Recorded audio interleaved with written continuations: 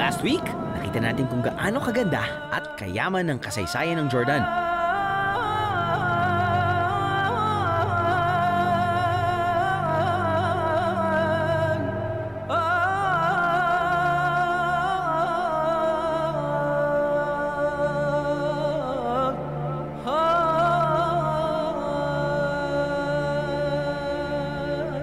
Isang bansa sa Middle East. Dito tayo ngayon sa tuktok ng Mount Nebo, no? We also experienced the wonderful ancient Rose City.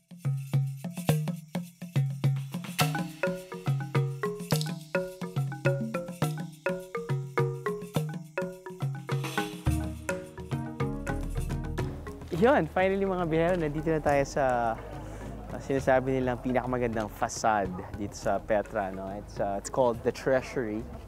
Diyan daw iniwan ni Pharaoh yung treasure. Kaya tinawag niya Treasury. At nasampulan pa natin ang kanilang traditional culinary specialties.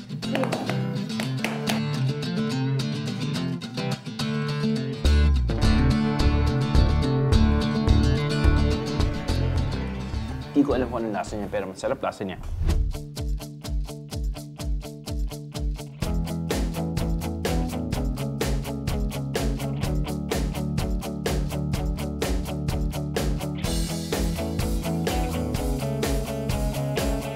Unexpectedly, naramdaman ko ang warm hospitality ng tribong Bedouin. Isang tradisyong di nagbabago ilang siglo man ang lumipas. You're Bedouin? Yeah, we are Bedouin. We live in the cave.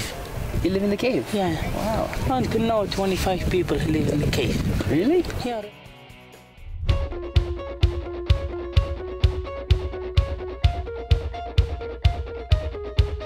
Pero ngayong gabi, ipakikita namin sa inyo ang ibang muka ng Jordan.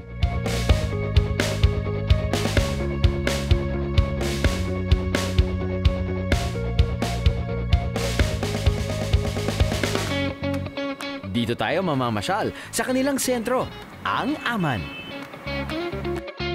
Sabi nga nila, di ba?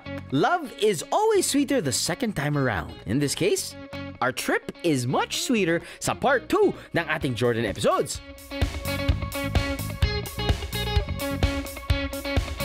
Kaya para sa 4th installment ng ating anniversary specials, samahan niyo akong maglibot sa modernong Jordan.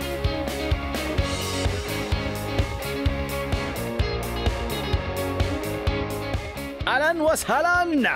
Dito sa Jordan Viajeros! Bago tayo rumatsyada sa pamamasyal, here are quick fun facts tungkol sa bansang Jordan. Una, sila ay pinamumunuan ng isang monarkiya, ang kanilang hari, si King Abdullah II. Pangalawa, ang kanilang pamahalaan ay isang constitutional monarchy. Ibig sabihin, bukod sa hari, meron silang prime minister na nagpapalakad ng bansa. Pangatlo, di gaya ng ibang bansa sa Middle East na sagana sa langis at krudo, ang pangunahing ikinabubuhay sa Jordan ay ang pagtatanim at ang pag-aalaga ng mga hayop.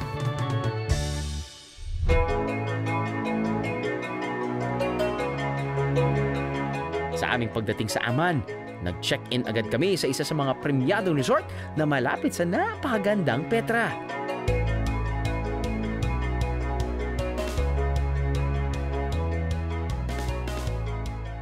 Yung kwarto namin sa Petra. Malinis, simple, malaking kama. Dahil ito yung isa sa mga suite na malaki. Ako lang mag-isa dito, pero medyo malaking kama. King size, flat screen TV, clean room as well, clean bathroom as well. But then, wait, there's more. I have my own living room. So parang as compared to other hotel rooms na or suite, no, medyo nauna yung bedroom kaysa sa living room. But anyway, kaya siguro nila ginawa to dahil parang mas maganda yatang mag-chill, put your feet up, read a book, watch TV, nakapaganting view mo.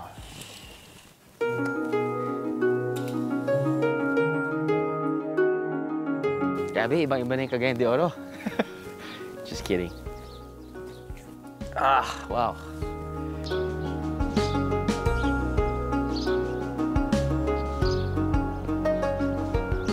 Blinded by the light. So yun, medyo sloping kasi yung hotel na to. So anyway, it's perfect if you want the view. And yeah, this is the outside look of the hotel.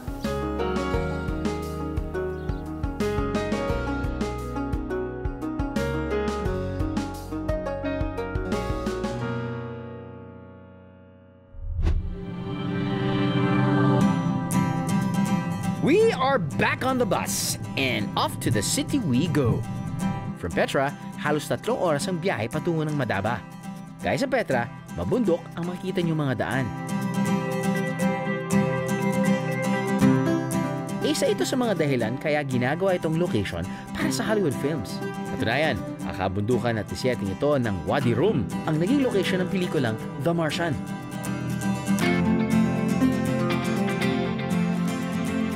Hamon salitang Arabic ang pangalang Wadi Rum, Wadi o Valley o Lambak.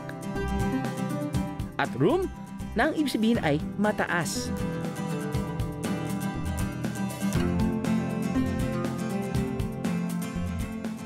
Kakaiba ang ganda ng view dito. Para ka talagang nasa ibang planeta.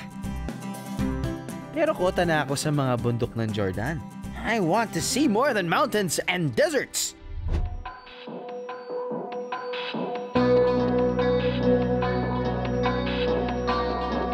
Susunod! Hindi lang mga disyerto at bundok ang meron dito sa Jordan.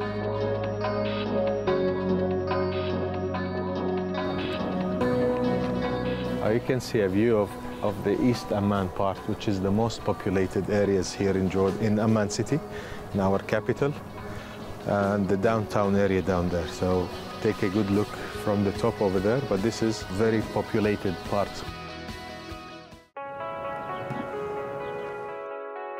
Isang short but sweet crash course ng all you need to know about the Jordanian culture. So lots of the biblical sceneries. This is the beheading of John the Baptist. Here's a nice setting of how they assume the Last Supper would be.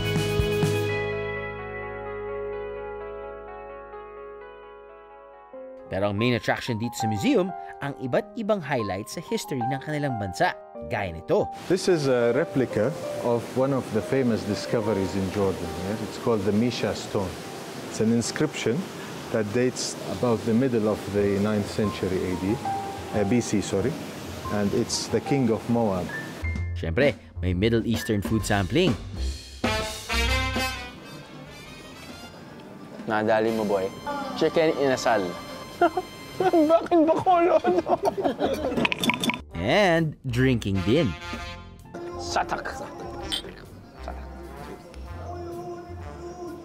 I like it. I like it a lot. So guys, para sa mga lalaki na tamad mag-toothbrush pag uwi, inumin nyo to, have a few laughs, pag iuwi nyo, pwede nyo panghalikan yung asawa nyo. Cheers. At ang best view ng Amman, ating pupuntahan. Ano, sama kayo sa biyahe ko? Mga kapuso, nakatanggap ng ilang report ang biyahe ni Drew tungkol sa mga nagpapanggap na miyembro umano ng aming staff. Nais naming ipaalam na laging may kaukulang dokumento at ID ang aming staff at hindi sila naniningil ng anumang kabayaran sa mga lugar na ipinalalabas sa aming programa. Kapag may nais kayong i-report, tumawag lang sa mga numero na nakikita nyo ngayon o mag-message sa aming Facebook page. Ano, sama kayo sa biyahe ko?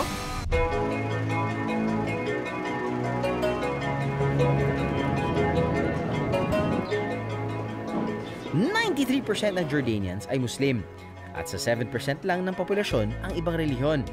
Pero magkakaiba man sila ng paniniwala, masasabing mapayapa rin ang bansang ito. May respeto sa kanya-kanyang relihiyon ng mga tao. Dinala ako ng tour guide namin si Fadi sakay sa isang Christian Greek Orthodox Church dito sa Madaba. So the Greek Orthodox community here in Madaba city, they still use this church. It's their the building that they built on top of the ruins of the ancient floor from the 6th century AD. Now the importance of this floor is that it's a mosaic artwork that represents a map of the Holy Land. A map that dates to the 6th century AD, about the middle of the 6th century AD, which makes it the oldest to represent the Holy Land still existing in the whole world. It is the oldest. And a very important representation of Jerusalem inside. It's like a bird's eye view of the city of Jerusalem. It shows how the city, the holy city of Jerusalem, looked like in the middle of the 6th century AD. Hindi man ganon kaluwag ang mismong simbahan, ang mga painting at artwork naman sa loob nito naglalakihan. Ang mga obra na ito mula pa raw sa Byzantine period o yung panahon ng Roman Empire sa silangan noong 6th century. Hindi ka lang makapagdadasal, mamamangha ka pa sa bawat obra na iyong makikita.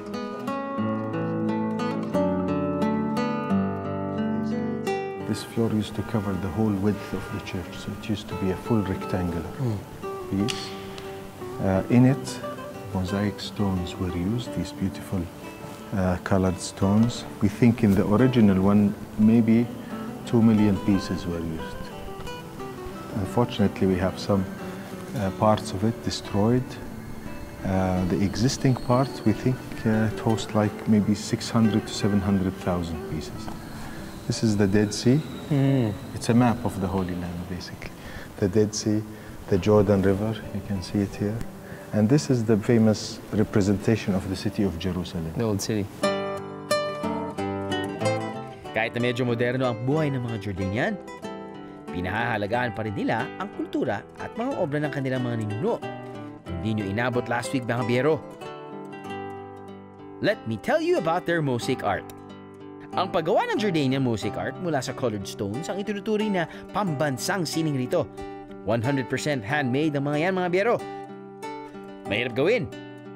Pero naman, ang output talagang kahanga-hanga.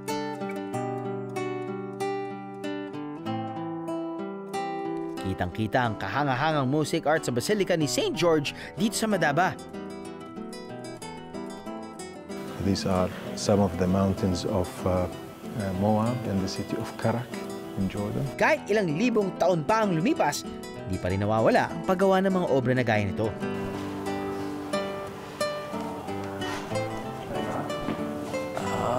Okay.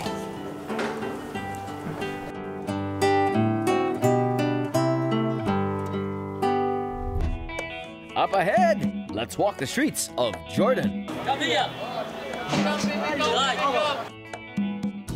One of their comfort food dito sa Middle East. Siyempre, isang pagbisita sa ating mga kababayan.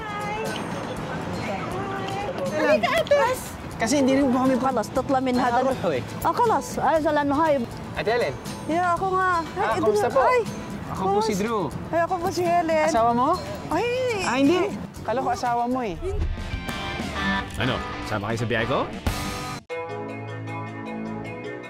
Mga kapuso, nakatanggap ng ilang report ang biyahe ni Drew tungkol sa mga nagpapanggap na miyembro umano ng aming staff. Nais naming ipaalam na laging may kaukulang dokumento at ID ang aming staff at hindi sila naniningil ng anumang kabayaran sa mga lugar na ipinalalabas sa aming programa. Kapag may nais kayong report, tumawag lang sa mga numero na nakikita nyo ngayon o mag-message sa aming Facebook page. Ano, sama kayo sa biyahe ko? Isa ring dapat bisitahin ang Roman amphitheater na to sa gitna ng capital na Amman. Ginawa pa ito noong 2nd century AD sa pamumuno ni Antoninus Pius. Hanggang 6,000 tao raw ang kasya sa bulwagang ito. Kitang-kita ito sa gitna ng maunlad at modernong bayan. Perfect example ng old meets new, right, Pero perfect din para sa inyong Instagram post.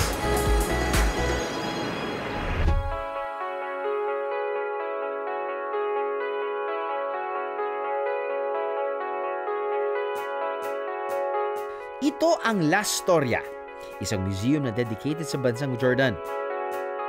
First part here talks about some of the religious famous stories. Like here we have a model of the Babylon Tower.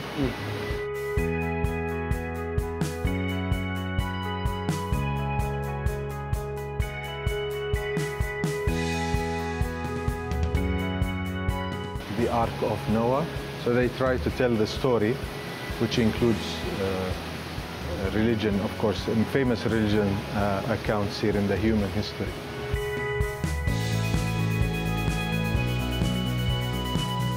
Narito rin ang iba pang eksena na pininibidahan ng ilang biblical characters gaya ni Moses.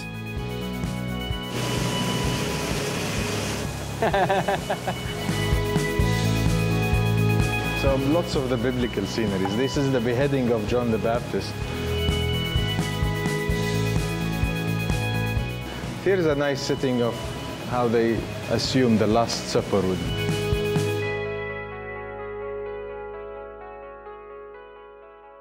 Pero ang main attraction dito sa museum, ang iba't ibang highlights sa history ng kanilang bansa, gaya nito. This is a replica of one of the famous discoveries in Jordan. Yeah? It's called the Misha stone. It's an inscription that dates about the middle of the 9th century BC, and it's the king of Moab. He wrote this inscription talking about his accomplishments, and it was discovered in Jordan. The original of it is now in the Louvre Museum. Malaking bagay daw ito kung pag-aaralan mo ang Jordanian history ayon sa aming tour guide na si Fadi.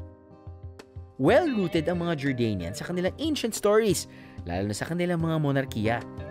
This is a model of one of the facades of Petra here. Right. Pinapakita rin dito ang iba't ibang Jordanian heritage. Siyempre, ang kanilang katutubong tribo na Bedouins. Important part of the Jordan culture and different parts of the country in the south and the northeast with the Bedouin life. This is a setting of how the Bedouin tent would look like. Bedouins are the nomads living in the desert. They live in big tribal communities, and they are very well known of their generosity and their very strong tribal relations and ties. So this shows you how the life of a Bedouin in a Bedouin tent would be. It's a section of the ladies like doing the daily work, and there's the men's section over there. Having fun. Playing the music with a famous Bedouin instrument called rababa. Rababa. It's an instrument with one string. Isang mahalagang tip mga bihero, sakaling alukin daw kayo ng kape ng mga Bedouin, hindi raw dapat sila tanggihan. That's like an Disrespect. Yeah. Oh, wow. So you usually drink the coffee, and whatever you want from them, they will give you to make you drink their coffee. It's like a welcome drink and a very important sign of welcome to their house or to their tent. Ayon kay Fadi, unti-unting nawawala ang ganitong tradisyon sa bagong henerasyon ng Bedouins. Pero may mga ilan pa rin na ipinagpapatuloy ang sinaunang paraan ng pagtanggap sa mga bisita. Matapos ang isang crash course tungkol sa Jordanian history at customs sa La Storia, isang Middle Eastern feast naman ang nakaabang sa akin sa isa sa mga sikat na restaurant dito sa Jordan. My taste buds can't wait! Okay mga biyahero, medyo swerte tayo dahil kumakain tayo sa isang masarap na restaurant, no? A couple of days that we stayed here in the Middle East, parang na-realize namin na yung pagkain na kinain namin sa Israel, pati yung pagkain na kinakain namin dito sa Jordan ay magkapareho. Apparently, mga neighboring countries din, ganun din yung kanilang type of cuisine, no? Nagsisimula sila sa maraming side dishes or appetizers, sandamakmak, to the point na kailangan pacing ka kasi sobrang mabubusog ka na sa kanilang side dishes. Siyempre, andyan yung hummus, yun yung parang minash na chickpeas na naging paborito na rin namin. Andyan din yung different types of veggies, no? Anyway, cut the long story short, it's very healthy, it's very filling, you have lots of choices. At hindi pa yun yung main entree. Of course, yung main entree, isa-serve pa nila. It's either, you know, skewered barbecue meats or whatever. May kanin, may manok, whatever. Pero ang magkasarap na i-feature natin ngayon na pinipare nila usually sa pagkain ay ang kanilang arak. Well, pwede rin ng alak dahil ito yung tinitira nilang type of alcoholic drink. Katulad ng kasama natin ditong kaibigan. It's colored milk. You think it's milk, but it's not for babies. How it's presented and how it's mixed, it's so simple, but it's weird. grapes na, I'm sure na light-colored grapes. Tapos nun, minimix nila ng anise. Star anise, right? So, nagkakaroon siya ng parang familiar taste eh. Alam mo na parang, alam niyo yun eh, pero hindi mo lang ma-pinpoint talaga kung anong lasa na yun. But anyway, from the anise and the grape combination, kulay niya parang tubig. Yes, mga biyero! Kulay tubig ito sa simula. Pero kapag nahaluan na ang arak ng tubig, lalabas ang malagatas na kulay nito. Kadalasan, tinitimplahan ng 2 portions of water ang kada 1 portion of arak at nilalagyan ng yelo. As you know, drink moderately, mga biyero. And then you drink arak like you drink not Like like beer. beer. Wine. It's also good with food, yes? With food. Satak. Cheers. I like it. I like it a lot. So yun, ano ba yung aftertaste niya? Para kang nag-toothbrush. Hindi. Di ba? Meron siyang ganong minty or menthol aftertaste, but I guess it's refreshing, and the aftertaste, it's sweet. So guys, para sa mga lalaki na tamad mag-toothbrush pag-uwi, inumin nyo to, have a few laughs, pag-iuwi nyo, pwede nyo panghalikan yung asawa nyo. Cheers! Satak! So usually, di ba, okay, tapos na tayo sa mga side dishes, tapos na tayo sa appetizers. Pero feeling ko, ma-appreciate pa rin natin yung main entree. Of course, they serve kebab. Beef kebab. Beef kebab. Beef kebab. But this one is chicken. Mashawi. Mashawi. And then they have a different type of Mushroom. A mushroom. Mushroom and garlic. Mushroom and garlic. Great combination. Chicken inasal. Minarinate nila ng suka. Nadali mo, boy. Bakit ba kolodo? Dito luhod na Philippines.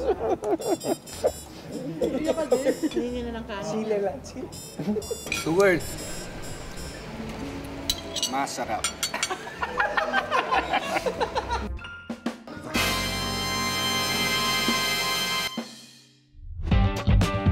After sampling all the best of Jordan's delicious treats, we are back on the streets of Amman. And we are going downtown. So ito yung downtown Amman. Amman is the capital of Jordan at makikita naman natin para siyang Session Road. It's busy. Daming kalakalan. Happy na naman yung crew. When I say they're happy, ibig sabihin, madami pwedeng mabili ang aking crew. Pasok sa budget ang pasalubong for their loved ones. Dito kasi pinakamura ang lahat, mga biyero. Think Divisoria or Baclaran. Similar vibe yun. Pero ako, isang authentic Jordanian snack ang aking pakay. One of their comfort food dito sa Middle East. Yung molde na ginagamit nila, parang molde na ginagamit sa pulboron.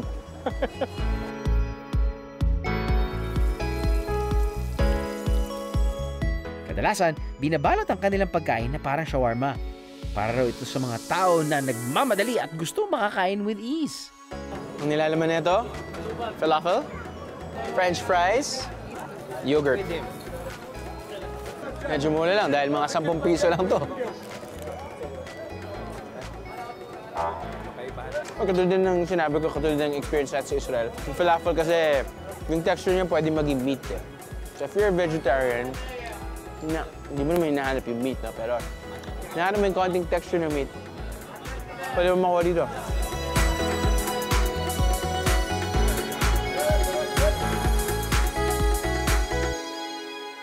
Pagkagat ng dilim. Pagkatapos ng trabaho, naglalabasan na sila. Hindi sila mga vampira, guys. Sila ang ating mga kababayang Pinoy sa Jordan. خلص تطلع من هذا خلص عايزه لانه هاي Gaya ni Ate Helen na dinatnan ko pa na may kausap na lokal. Ate Helen, يا اخو nga kamusta po? Ay, Ako po si Drew. ay ako po si Helen. Asawa mo? Ay, Ah, hindi. Kala ko asawa mo eh. Kasi nalaman nga namin na dito pupunta yung mga Pilipino. Oo, dito talaga. Anong araw yung pupunta mga tao dito? Actually, mga Pilipino? Friday, Sunday. Bakit Friday, Sunday? Kasi yun ang off ng mga Pilipina. Kasi pagka ganito, wala talaga. Wala kang makikitang Pilipina. Kasi may pasok, may trabaho. Ilan taon ka na ba dito? 13 years. Puso pa, uwi, balik. Every year nakakauwi ka? 2 years, pero ngayon na hindi na ako more than 5 years kasi straight ko. Pero actually, next month, uwi na ako. Uwi ka na. Bakit sobrang fluent ka na magsalita ng kanilang lengguwahe? Siyempre, ilang months na napuntahan ko. Kasi ang tao, pag gustong matuto, kailangan talaga matututo ka. Kung man yung maririnig mo, dapat ilagay mo sa kukote mo, maririnig, makakatch up mo yan. So, nag-aaral talaga ako mag-isa. So, di ba yung aral mo dahil nakikinig ka lang sa kanya o sa libro din? Ay, hindi. Nakikinig lang din ako. Nakikinig ka lang din? Sa mga bata. Sa mga nakikita ko. Wow. Isang domestic helper dito sa Amman si Ate Helen. Kwento niya, galing na siyang Lebanon at Saudi bago siya makarating dito sa Jordan. Dito na ako nagtagal talaga. Asan yung pamilya mo? Sa Pinas. Andun yung asawa mo? Sorry, patay na asawa ko. Patay na asawa mo, pasensya na. Ilan na yung mga anak mo? Isa lang po. Isa lang? Oo. Asan yung anak mo? Sa bahay. Sa bahay. Hindi ba malungkot na hindi kayo magkasama? Actually, mayroon time kasi na malulungkot ka, lalo na mga maalala mo yung time na, yung ba, mostly pag Pasko, pag birthday niya, doon ka mapapaiyak. Mostly pag nakikita mo, lalo mga family, magkakasama. Tapos iniisip ko, how I wonder na sana ako din, kasama ko rin pamilya ko. Yun yung masakit kasi for how many years na matagal ka, yung bang malayo ka sa family mo. So, parang ang sakit, lalo na makikita mo, naglalakaran, may kasamang mga anak nila. Parang ang sakit talaga. Naman. Pero no choice eh. No choice kasi. Tatagan na ng loob, tibay ng dibdib. Tagal ka na dito, ibig sabihin nun, okay yung pamumuhay kahit paano. Okay Thank kita? God naman. Okay din Okay kita? naman. Okay din yung employer mo? I thank God naman. Kasi kung hindi maganda yung amo ko, hindi ako nagtagal sa kanila ng how many years. Kumbaga, wala na, hindi na ako malayo sa kanila. Parang okay na kasi parang hindi, minsan, tapos na isang buwan, tapos ng Pasko, uwi na ako. Mabilis. Mabilis talaga ganito. Kasi syempre meron din kaming nakilalang mga Pilipino sa Israel. Sabi nila, okay yung pamumuhay nila doon. Ganon din ba ka-okay yung pamumuhay ng mga ibang Pilipino dito? Actually, honestly speaking, hindi. Kasi ang pag-a-abroad kasi, swertihan man lang yan eh. Minsan parang sugal yan, minsan nanalo ka sa sugal, minsan natalo ka. Try and try again lang yan. Pag-usapan natin yung yung employer mo. Narinig namin, sikat daw yung employer mo. Oo. Sino po ba siya? Sam Jawi. Director po siya ng cinema. Gumagawa siya ng pelikula. Gumagawa siya ng pelikula. Actually, may shooting siya ngayon. Papalabas sa Ramadan. Napasama ka na ba dun sa mga wala? Yun ang pinapangarap ko. Hindi magawa-gawa. Nakikita ko yung mannerisms mo, parang FPG ka na eh. Parang gumaganon-ganon ka na eh, no? Sinamahan ako ni Ate Helen para makilala ang iba pang Pinoy dito.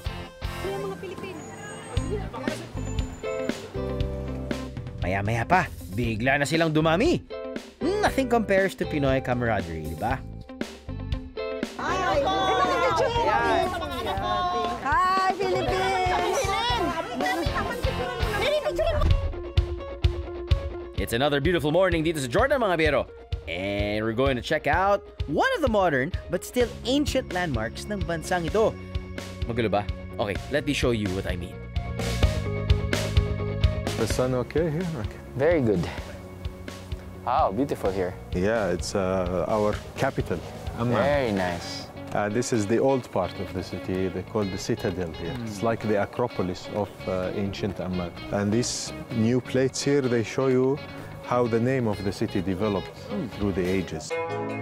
Bago patawaging ama ng bayang ito, nauna na itong tinawag na Rabath Ammon noong 13th century BC. Rabath means capital o king's quarters at ang Ammon ay hango naman sa mga nakatira rito na Ammonites. Pero nang sakupin ng Romans at Greeks ang Jordan, si Haring Ptolemy II Philadelphus ang nagpangalan sa bayan. Tinawag niya itong Philadelphia o brotherly love sa Greek. At nang dumating naman ang mga Muslim noong 630 CE, Sila na ang nagpangalan sa sentro ng Jordan bilang Amman. Derived mula sa Ammon na unang tawag sa bayan. During Jesus' time, this was called Philadelphia. But we call it Philadelphia of the Decapolis, the League of the 10 cities that included Amman and other cities north from here.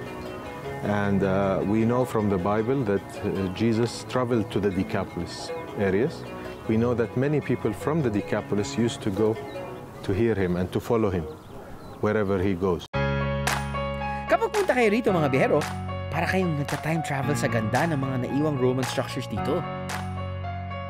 During the Roman periods, they built this temple here dedicated to Hercules. Inside it, there used to be a statue of Hercules. We believe it was like 10 meters high. Wow! Isipin na lang natin na parang ganito ang itsura ni Hercules noong panahon ng mga Romans. Si Hercules, ang pinakamalakas na mythical god, anak siya ni Haring Zeus.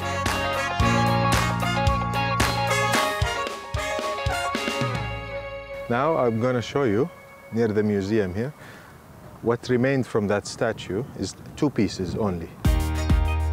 Para mas makita niyo kung gaano kalaki ang statwa noon ni Hercules, lalapit ako sa natirang pillars. Ganda ng Greece. Ganda ng Athens, guys. Just kidding! Di ko akalain na may ganito kagandang ruins this side of Jordan.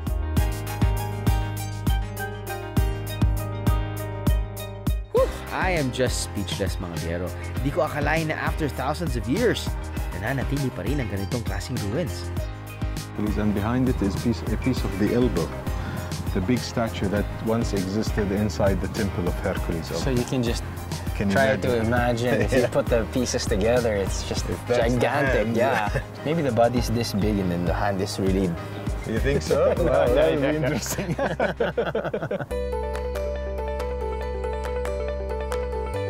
May lugar din dito sa Citadel para sa Greek Orthodox Christians. Kung saan kami nakaupo, dito raw sila noon sumasamba. It was a big community back then. Up in the Citadel here, we see not only Roman and classical ruins, but also Christian, and we will see now Islamic ruins.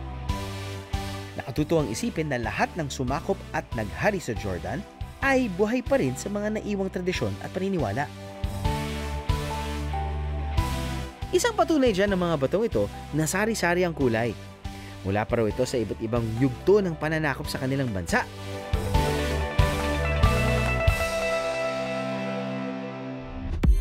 Susunod, one last view of the city of Amman.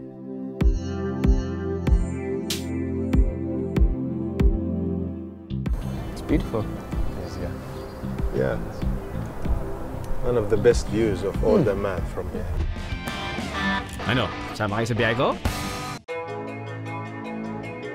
Mga kapuso, nakatanggap ng ilang report ang biyahe ni Drew tungkol sa mga nagpapanggap na miyembro umano ng aming staff. Nais naming ipaalam na laging may kaukulang dokumento at ID ang aming staff at hindi sila naniningil ng anumang kabayaran sa mga lugar na ipinalalabas sa aming programa. Kapag may nais kayong i-report, tumawag lang sa mga numero na nakikita nyo ngayon o mag-message sa aming Facebook page. Ano? Sama kayo sa biyahe ko?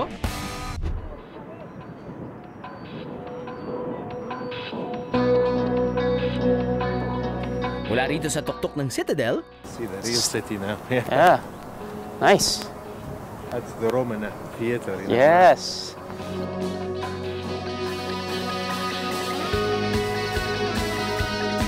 kitang-kita ang moderno at umuunlad na bansa ng Jordan. Nice. It's a beautiful view. Malayo sa itsura ng Petra na pinanggalingan ko noong isang linggo. You can see a view of the East Amman part, which is the most populated areas here in Jordan, in Amman city, in our capital, and the downtown area down there. So take a good look from the top over there, but this is very populated parts. See the huge difference from where we came from. Yeah. It's a bit empty and not really a lot of people, not really a lot of houses, but when we reach Amman. On the way to Amman, before you get to Amman, there are some areas, especially when we're coming from the Jordan Valley.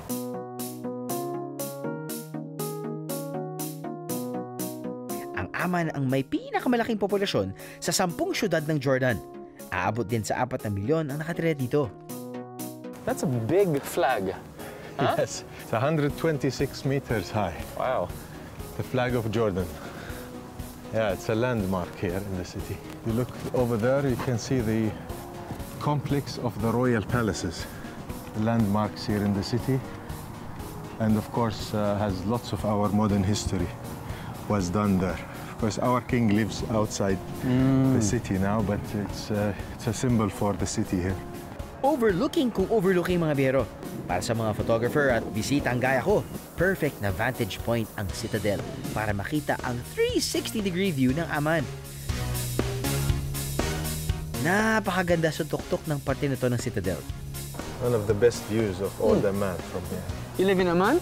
I live in a suburb of Amman. Nice, nice. Quiet, more quiet area.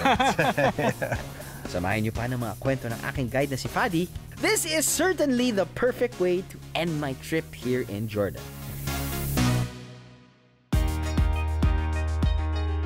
Sa 3 araw ko rito sa Jordan, nakita ko kung gaano nila pinangangalagaan ang kanilang kultura. Bagamat di natin maiiwasan ang pagunlad at modernisasyon, di rin natin dapat kalimutan ang ating pinagmulan. At kahit mainit ang mga disyerto rito, sumasalamin daw yan sa init ng pagtanggap ng locals sa mga bisitang kagaya ko. Malamang, isa rin yan sa mga dahilan kung bakit maraming mga Pinoy na dumarayo at nagtatrabaho dito. But as all trips must end, I will say this. Till we meet again, Jordan.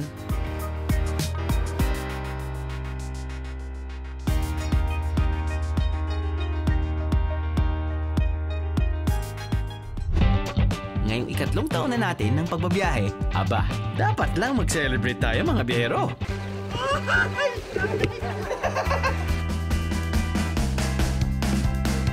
Ng aking kama. One last refreshing dip won't hurt, right? It's not your ordinary pool. This is a Dead Sea pool. Or shall I say, Dead Pool. Ay, wag na. Taas ka na yun.